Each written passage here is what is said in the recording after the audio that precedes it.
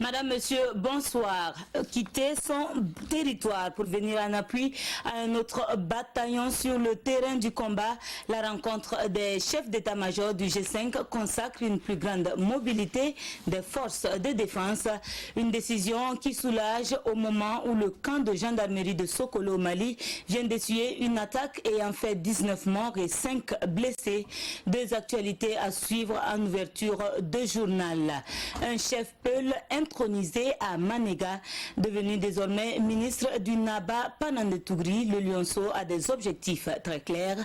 Parvenir à la cohésion et à la paix entre communautés est ce qui est attendu de lui. Un acte de diplomatie coutumière à voir dans une dizaine de minutes. Une réhabilitation qui traîne les pas mais qui promet. La mairie de Bobo fait peau neuve après sa destruction partielle pendant l'insurrection de 2014. La fin des travaux initialement prévus pour décembre 2019 est repoussée en avril prochain. Constat sur le terrain de l'état d'avancement avec nos reporters sur place. La Turquie, victime d'un puissant séisme, compte ses morts, plus de 30 pertes en vies humaines et plus de 1500 blessés.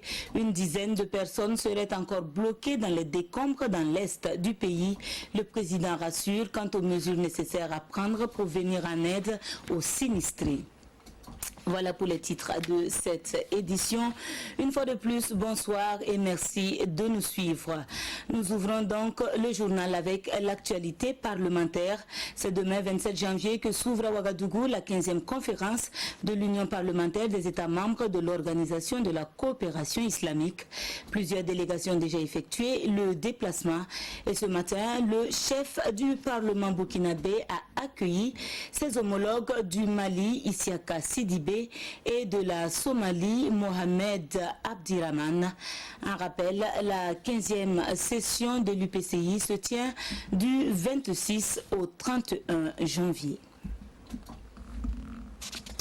En bref, également, le chef de l'État entame demain 27 janvier une visite d'amitié de travail de 72 heures à Abu Dhabi aux Émirats Arabes Unis. La visite permettra au président du Faso d'avoir une séance de travail avec le prince héritier, son Altesse Cheikh Mohamed bin Zayed, commandant adjoint des forces armées des Émirats. Des accords de coopération entre Ouagadougou et Abu Dhabi seront signés à l'occasion. Il est aussi prévu une visite au siège de l'Agence internationale pour les énergies renouvelables. 48 heures de travaux pour une nouvelle orientation dans le commandement de la force conjointe. Les chefs d'état-major du G5 ont procédé à la relecture des documents cadres avec pour objectif de consacrer une plus grande liberté d'action aux forces sur le terrain. La rencontre s'est refermée ce 25 janvier à Ouagadougou. Jean-Eudes Bayala et Oumou Sissé nous fournissent plus de détails. Face à la dégradation continue de la situation sécuritaire dans l'espace G5 Sahel, les chefs d'état-major des armées changent de stratégie de combat sur le terrain. Ils optent désormais pour la synergie d'action et la mutualisation des forces, et ce, pour mieux lutter contre les groupes terroristes de la bande sahélienne. Durant ces 48 heures, nous avons passé en revue tous les documents cadres de la force conjointe G5 Sahel pour permettre une liberté d'action de la force conjointe. Vous savez, avant, les bataillons qui faisaient partie de la force conjointe ne pouvaient pas manœuvrer en dehors de leur territoire. Aujourd'hui, après nos travaux, il est possible qu'un bataillon quitte son territoire, sa zone, pour venir en appui à une autre zone. Par exemple, nous avons prévu une manœuvre qui aura lieu bientôt et nous verrons par exemple dans le fuseau centre un bataillon du Tchad qui viendra pour participer à cette opération. Donc vous voyez que ça fait un changement très significatif qui permet vraiment une flexibilité pour le commandant de la force G5 Sahel. Avec la relecture des différents textes, il est possible aujourd'hui pour la force conjointe G5 Sahel de manœuvrer 200 km de large le long des frontières des différents pays de l'espace, selon le général Minungou. Et les résultats issus des différentes décisions des travaux sont fortement attendus au moment où la responsabilité des forces de défense et de sécurité est plus que jamais engagée sur le terrain. Les assaillants, de plus en plus lourdement armés et nombreux, continuent de semer la désolation. La dernière en date, l'attaque du camp de gendarmerie de Sokolo au Mali ce même jour. Le bilan provisoire fait état de 19 morts et 5 blessés. Les assaillants auraient fait irruption dans le camp et dérobé l'ensemble du matériel militaire.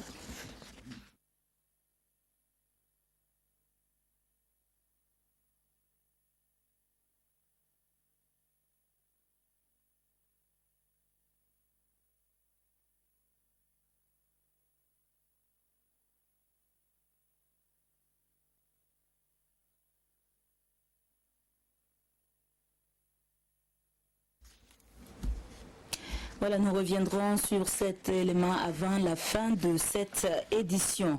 L'effort se conjugue à plusieurs niveaux et à la force militaire, on associe celle spirituelle. Une délégation malienne justement était au Burkina pour participer à une grande séance de prière. L'initiative est portée par les autorités religieuses et coutumières de la région des Hauts-Bassins. La délégation, conduite par le guide spirituel Madani Chérif Ousmane, a remis 5 millions en soutien aux efforts des FDS et aux déplacés. Moussa Tamboura et Siriki Milogo ainsi que Kadouro Memki. Le stade Omnisport Sangoulé Lamizana de Bobo Dioulasso, transformé en lieu de prière, réunis pour la même cause. Les fidèles de la Fédération des différentes confessions religieuses et coutumières prient ici pour la paix, la sécurité et la quiétude au Burkina Faso. La paix ne sera jamais parfaitement réalisée si nous n'apprenons pas à contempler le monde que Dieu nous a donné comme la maison commune, c'est-à-dire le lieu où être présents les uns aux autres. La volonté nous réunit ce soir à la faveur de cette cérémonie de prière et de bénédiction pour la paix et la cohésion sociale du Burkina Faso. Permettez-moi également de traduire ma reconnaissance à toutes les communautés religieuses et coutumières pour les diverses initiatives développées pour un mieux d'être et mieux vivre ensemble. Mention spéciale est faite aux forces de défense et de sécurité. Solidaire du Burkina Faso, une forte délégation malienne marque sa présence pour joindre sa voix à cette union de prière. Et à l'occasion, le guide spirituel malien remet la somme de 5 millions de francs CFA, dont 3 millions au FDS et les 2 autres millions pour venir en aide aux déplacés internes. Aucun croyant ne peut prétendre être musulman sans aimer son prochain. Et une fois qu'on aime l'autre comme on s'aime, cela tue tout sentiment de haine. La lutte contre le terrorisme et l'extrémisme violent ne pourra pas être gagnée par seulement les forces de défense et de sécurité, par seulement le gouvernement, qu'il faut l'implication réelle des filles et des fils de notre région. Et nous savons que ça fait tache d'huile. Nous savons aussi que nous sommes des croyants et que quand nous demandons quelque chose à Dieu, Dieu exauce. Ces bougies allumées constituent un autre temps fort de cette soirée de prière. Des bougies allumées qui symbolisent la lumière de l'espoir d'un retour de la paix au Burkina Faso et dans la sous-région.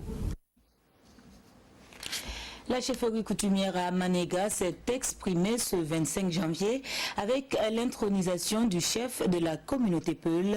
Sur ses épaules, la lourde charge de travailler à la conciliation et à l'entente au regard des conflits communautaires de plus en plus récurrents. Le nouveau chef devient ainsi un ministre du chef de Manéga, Bernard Koumbelem et Sékou Zongo.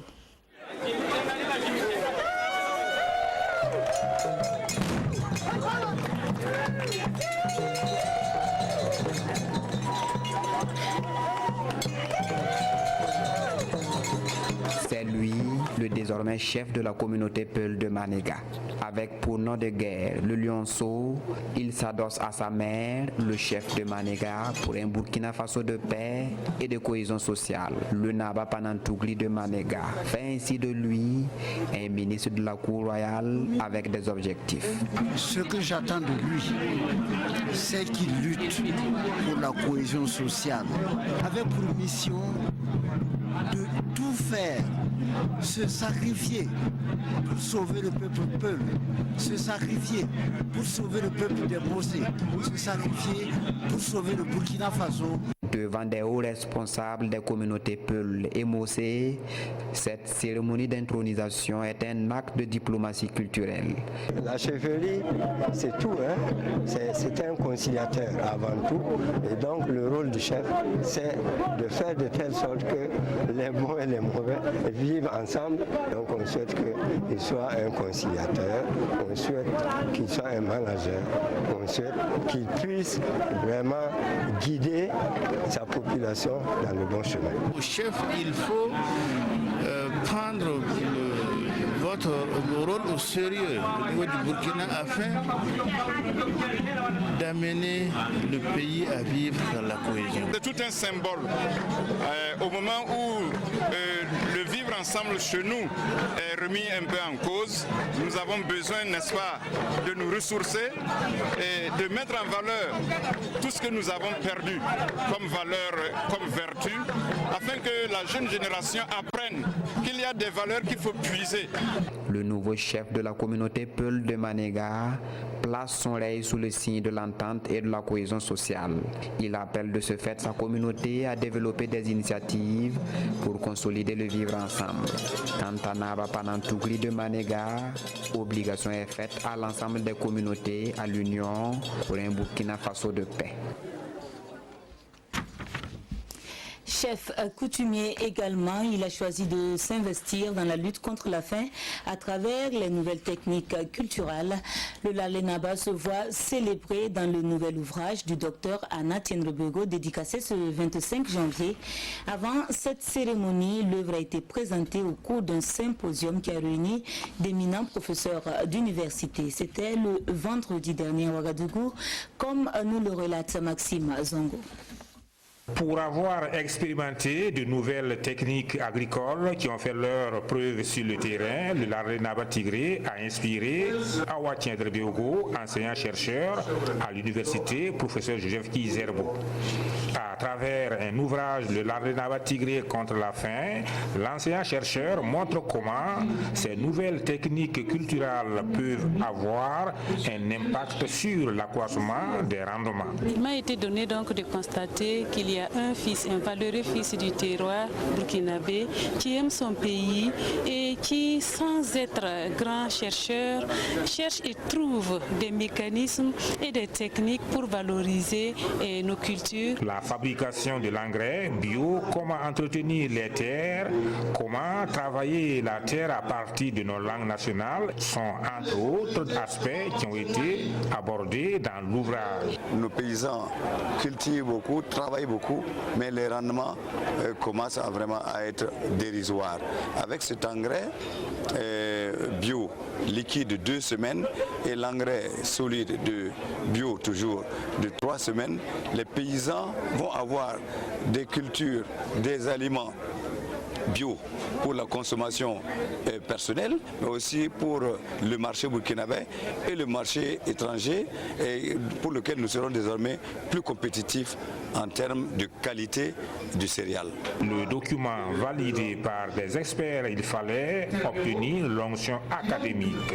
Et cette étape a été franchie vendredi dernier au cours d'un symposium qui a réuni d'éminents professeurs d'université d'ici et d'ailleurs. Pour se développer, il faut passer par la transmission du savoir et du savoir-faire. Et vous ne pouvez pas transmettre le savoir et le savoir-faire sans passer par une langue. Au bout de tout ce processus, c'est un document d'une centaine de pages qui a fait l'objet de dédicaces hier samedi en présence de membres du gouvernement. Pour nous, je pense que c'est une grosse opportunité, surtout pour le monde paysan, de pouvoir bénéficier d'un tel outil qui va leur permettre vraiment d'avoir accès à vraiment ces outils de vulgarisation de bonnes pratiques. Cet outil de vulgarisation de bonnes pratiques agricoles a été traduit en 8 langues nationales. Des dispositions seront prises, rassure le promoteur, pour qu'il soit disponible sur toute l'étendue du territoire national.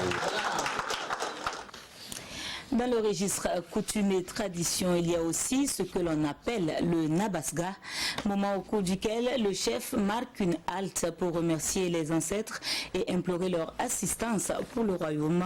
12 années pour notre pays, c'est le thème retenu par le Nabasaga Ier, chef de la localité d'Issouka dans la commune de Koudougou.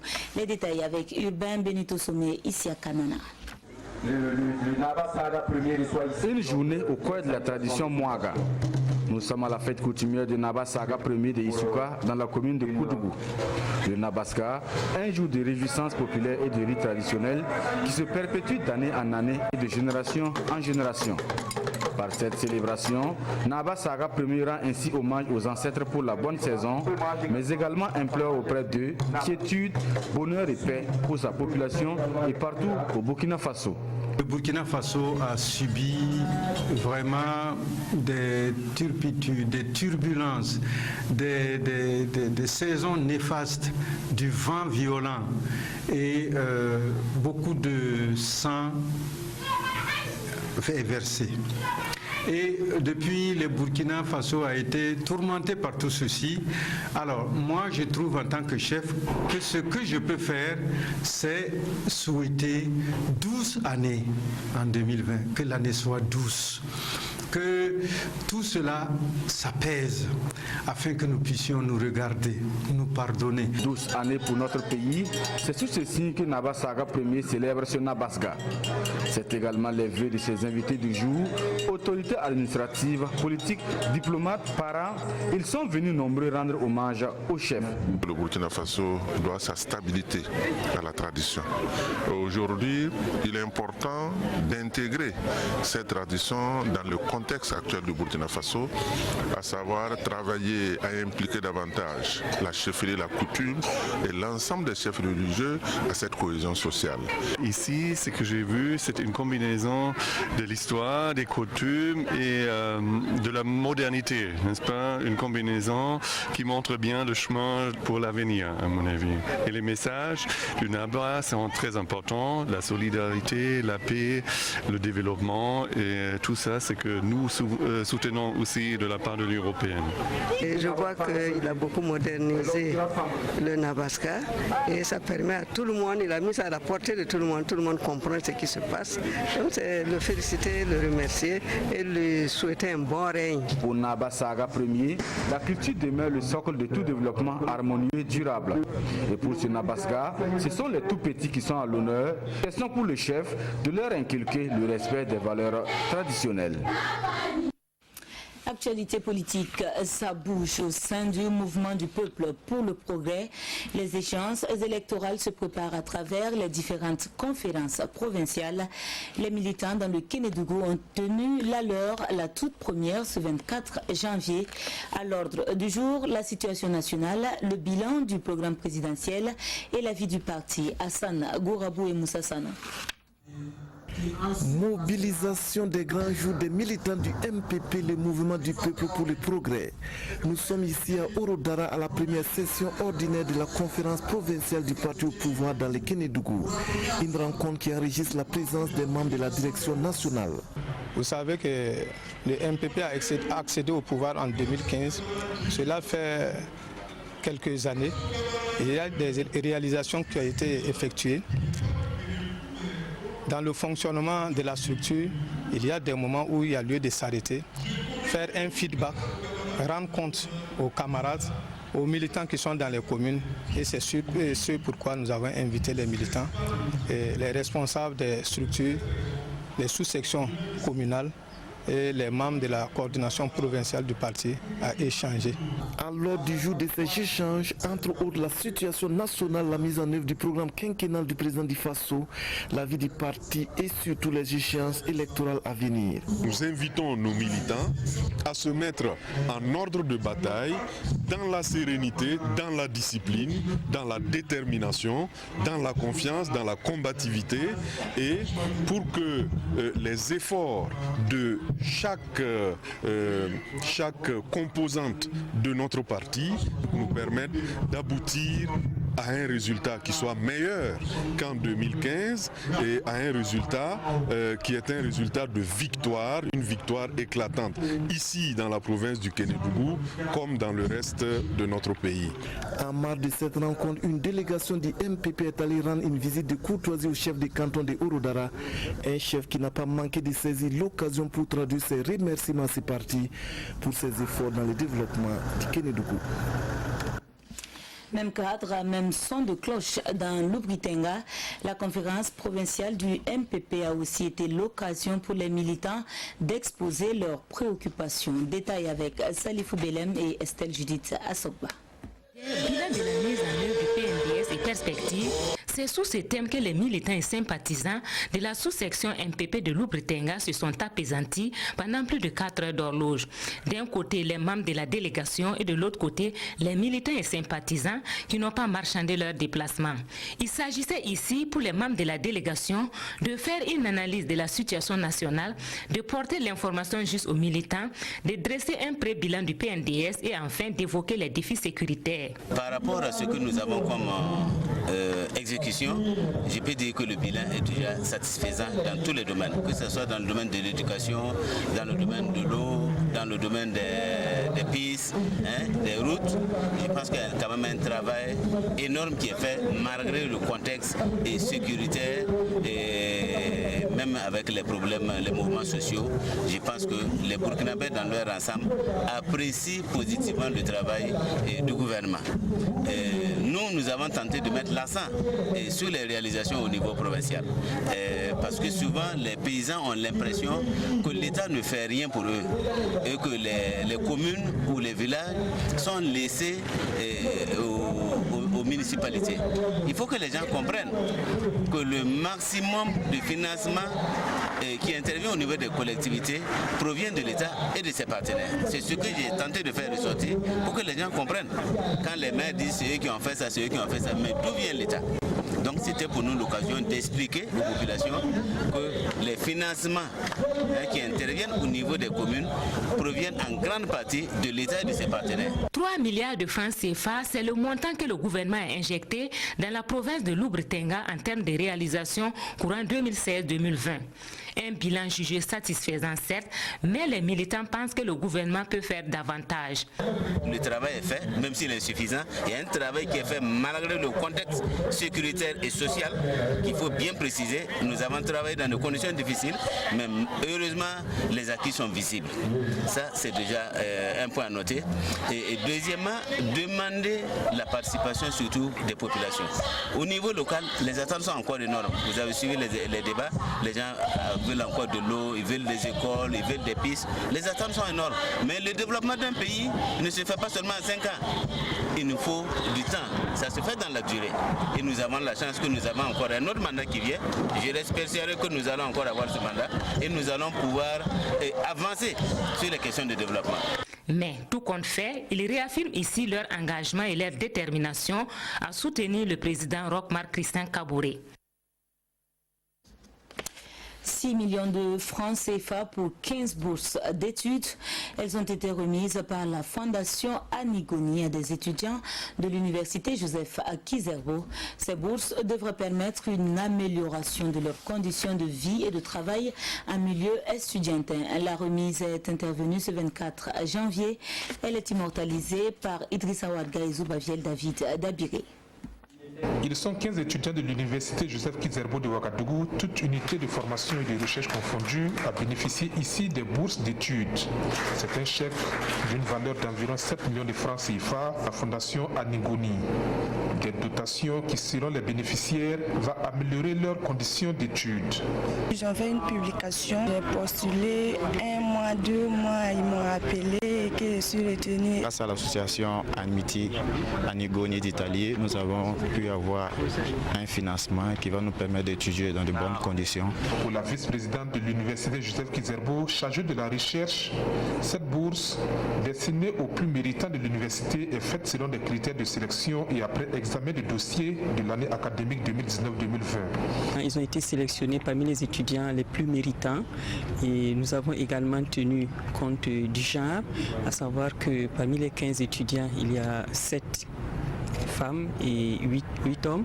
Et également, ce sont des étudiants qui ont déjà passé le S1. Donc, ils ont été sélectionnés parmi les étudiants qui sont au 2e semestre, entre le 2e semestre et le 4e semestre. Donc, ils ont déjà fait leur preuve.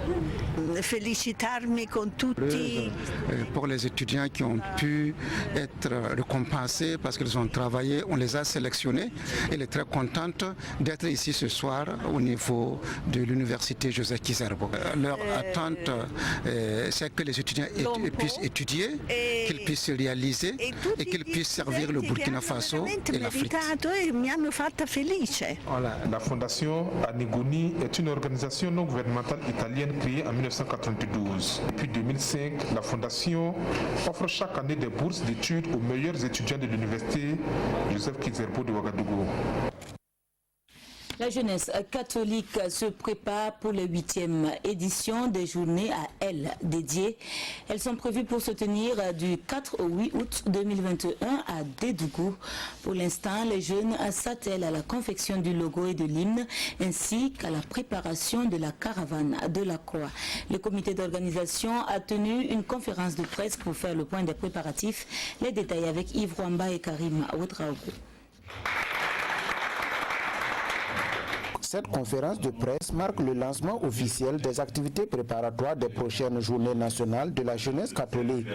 Elles se tiendront du 4 au 8 août 2021 et à plus d'une année de l'événement, le comité d'organisation ne veut pas se laisser surprendre par le temps. Et la plus grande activité préparatoire est la caravane de la croix. La caravane de la croix. Il y a une croix dénommée Croix des Journées nationales de la jeunesse qui est déjà ici à Dédougou, à la cathédrale. Cette croix fera le tour de toutes les paroisses du diocèse et au cours du passage de la croix, nous allons sensibiliser la population et sensibiliser les jeunes sur l'événement que nous allons vivre. Donc ce sera un moment de sensibilisation, un moment de prière pour la paix et aussi un moment de mobilisation de fonds. C'est très très important cet aspect. Donc en plus de cette caravane, il y aura des rencontres du comité d'organisation, rencontres des autres commissions. Aussi, un concours pour la conception du logo et de l'hymne de cette 8e édition est lancé. Pour ces prochaines journées nationales de la jeunesse catholique, environ 15 000 participants du Burkina et du Niger, entre autres, sont attendus. Dans un contexte marqué par l'insécurité dans la région et au Burkina Faso en général, le comité d'organisation rassure que toutes les dispositions sont prises à cet effet. Les journées nationales de la jeunesse catholique débutées en 2000 ont lieu chaque 3 ans.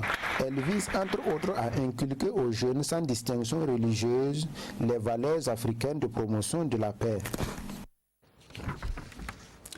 Autre titre de cette édition, la mairie de Bobo qui refait peau neuve. Détruite partiellement depuis l'insurrection de 2014, elle est actuellement en travaux pour une réhabilitation. La fin des chantiers, initialement prévue pour décembre 2019, a été repoussée en avril prochain. Le chantier pour l'instant avance bien selon les dires des acteurs impliqués. Constat sur le terrain avec Karim Ilboudo et Moumouni Baro. L'hôtel de ville de Bobo-Dioulasso en réhabilitation aura un autre visage bientôt. Les ouvriers sont à pied d'œuvre. Chaque jour, le contrôleur est sur le terrain pour s'assurer que les consignes sont respectées. Présentement, nous sommes en étape de finition des travaux. Par exemple, nous sommes en train de faire les enduits, les enduits plâtres, les carreaux et puis l'habillage du bâtiment. Techniquement, on a un taux global d'exécution de 45% réel. Mais maintenant, quand on parle de 75%, c'est y compris le matériel que l'entreprise a déjà approvisionné sur le terrain et qui n'a pas été pris en compte. Le comité de réhabilitation de la mairie qui a pour rôle de rendre opérationnel cet édifice qui a connu une destruction partielle lors de l'insurrection de 2014 suit également avec intérêt l'évolution des travaux et jusque-là, pas de déception.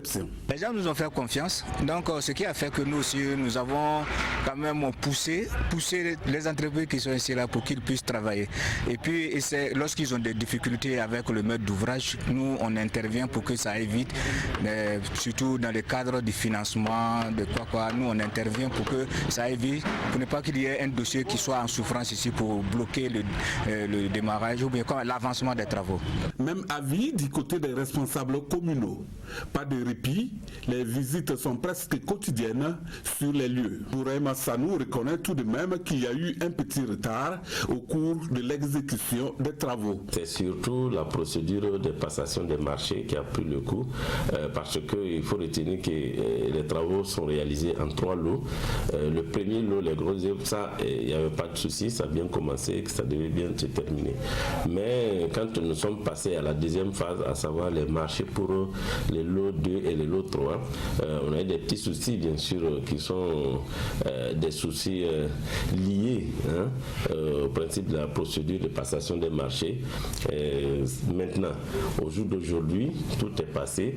Ce qui est de notre devoir, à savoir le paiement des avances de démarrage ou des décomptes, nous sommes en phase. La fin des travaux était donc prévue pour fin décembre 2019. Cette fois-ci, les clés de l'hôtel de ville devraient être remises à la commune en avril prochain, rassurent les entrepreneurs en charge de l'exécution des travaux. Dans le sud-ouest à Gawa, l'appréciation se porte sur la télévision numérique de terre. La zone est arrosée depuis 2017 par cette technologie, ce qui permet à la population d'avoir accès à au moins 17 chaînes. Si cette dernière apprécie certes la disponibilité des chaînes, elle plaide néanmoins pour un meilleur contenu des programmes. Elvis Tuina et Lambert Assoma. La télévision numérique terrestre est une réalité pour les populations de la région du Sud-Ouest. Grâce à ce bouquet national composé de près d'une vingtaine de chaînes sans abonnement, le téléspectateur en tire plusieurs avantages. Les chaînes TNT là, c'est 17 chaînes. Mais ce que nous on aime suivre là, c'est Savane, TV Burkina Info, BF1, LCA. Les images et puis les sons, on le sent ça va. C'est certain qu'il faut payer, mais TNT là c'est pas payé.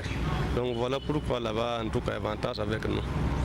Pour s'acquérir le kit, il n'est pas très cher.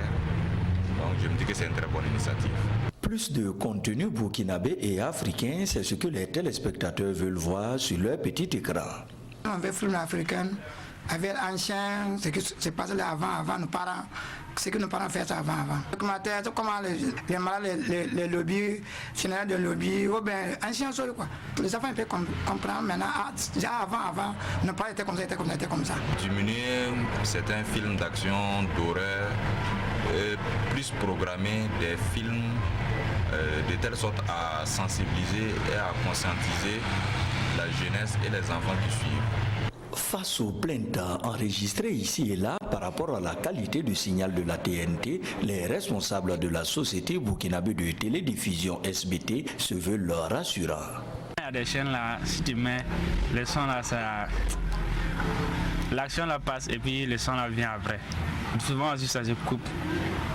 Souvent on a le problème de tonalité. Souvent on ne capte pas de signal. On ne sait pas, c'est notre télé là qui est le défaut, ou c'est l'antenne TNT même qui est le défaut. C'est ça qu'il devait grouiller vraiment pour améliorer, pour que ça soit performant. La SBT elle-même ne vend pas d'équipement, donc du coup nous rencontrons certains qui achètent des équipements, si on peut le dire, bon marché, donc souvent c'est dû au récepteur. Voilà, donc sinon c'est pas à notre niveau. Peut-être la SBT n'a pas de souci. C'est dû aux équipements soit au technicien en fait, qui est venu faire la recherche. La TNT est disponible depuis 2017 dans la région du Sud-Ouest. Nous vous l'annoncions, le camp de gendarmerie de Sokolo au Mali a été victime d'attaques ce jour même. Le bilan provisoire fait état de 19 morts et 5 blessés. Les assaillants auraient fait irruption dans le camp et dérobé l'ensemble du matériel militaire. Des militaires à nouveau pris pour cible ce dimanche au Mali. Cette fois, c'est un camp de la gendarmerie qui a été visé par une attaque d'ampleur à Sokolo, au centre du pays. Le bilan provisoire fait état d'au moins 19 morts et 5 blessés de nationalité malienne. Plus d'une centaine d'assaillants lourdement armés auraient fait irruption dans le camp et dérobé l'ensemble du matériel selon l'armée du Mali. Depuis, les autorités disent avoir repris le contrôle du poste dans cette zone où des groupes affiliés à Al-Qaïda sont solidement implantés. Ces derniers mois, la zone des 3 frontières, aux confins du Burkina Faso et du Niger, a été en proie à des attaques djihadistes malgré l'intervention militaire étrangère, portant à plus de 4000 le nombre de victimes des violences au Sahel l'an dernier. Ce jeudi, l'armée française annonçait avoir mis hors de combat une quarantaine de djihadistes au cours des 15 derniers jours. La France a encore envoyé 220 soldats au début du mois pour appuyer les 4500 militaires de Barkhane, alors que d'autres moyens supplémentaires sont annoncés. À la mi-janvier, le président français Emmanuel Macron avait réuni ses homologues du G5 Sahel pour qu'ils clarifient leur position, alors que des voix s'élevaient de plus en plus pour réclamer le départ des forces étrangères du Mali. Paris tente aussi d'attirer davantage de partenaires européens dans le cadre de cette mission et de convaincre Washington de pérenniser son soutien sur place malgré ses menaces de retrait du continent africain. Autre catastrophe en Turquie, la terre a tremblé avec des répliques et en fait beaucoup de dégâts. L'on dénombre 35 morts et un millier de blessés. Les secouristes sont toujours mobilisés mais ralentis par le froid. 36 heures après, l'espoir de retrouver des survivants s'amenuise. En Turquie, l'espoir de retrouver des survivants s'amenuise. Plus de 36 heures après le puissant séisme qui a frappé l'est du pays, les recherches se poursuivent et le bilan ne cesse de s'alourdir. La nuit dernière, les secouristes ont retrouvé 3 corps dans cet immeuble effondré à Sur-sur-Rue. Le nombre provisoire de victimes s'élève désormais à 35 morts, quand le nombre de blessés culmine lui à plus de 1600. Le froid glacial qui sévit dans la région est le pire ennemi des équipes de secours, mais aussi des survivants. Plus de 15 000 personnes ont été relogées dans des gymnases ou des écoles d'Elazig et plus de 5 000 tentes ont été dressées à la hâte. Le président Erdogan a lui promis des mesures rapides pour reloger les rescapés.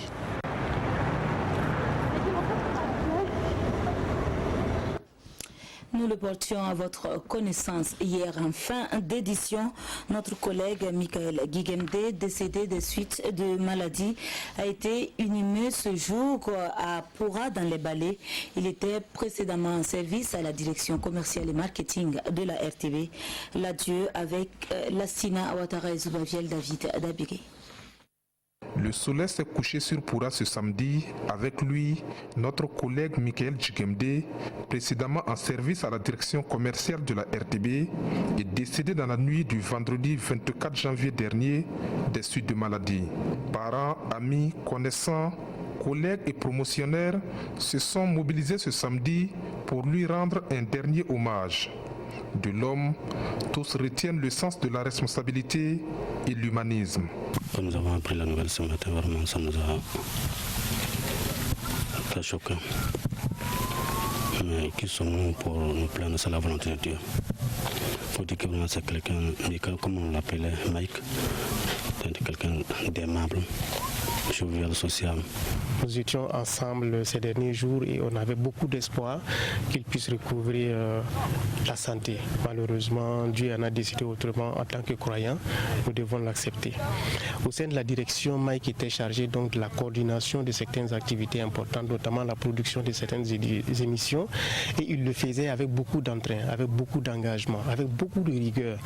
Il le faisait avec beaucoup de dévouement. Et c'est quelqu'un aussi qui savait motiver les autres. Mike était un élément de poids au sein de la direction sur qui on pouvait compter à tout moment.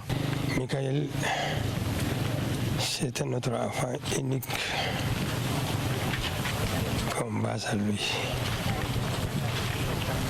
Mais il est parti sur le palace. Un matin comme ça. Je n'ai rien entendu. Michael Djigemdé s'en est allé à l'âge de 40 ans, laissant derrière lui une veuve, 3 enfants et un vide dans nos cœurs. Adieu Mike, puisse ton âme reposer en paix. Tu nous manqueras Mike, comme l'on aimait t'appeler affectueusement. Merci à vous de nous avoir suivis et on se dit à très bientôt sur la RTV.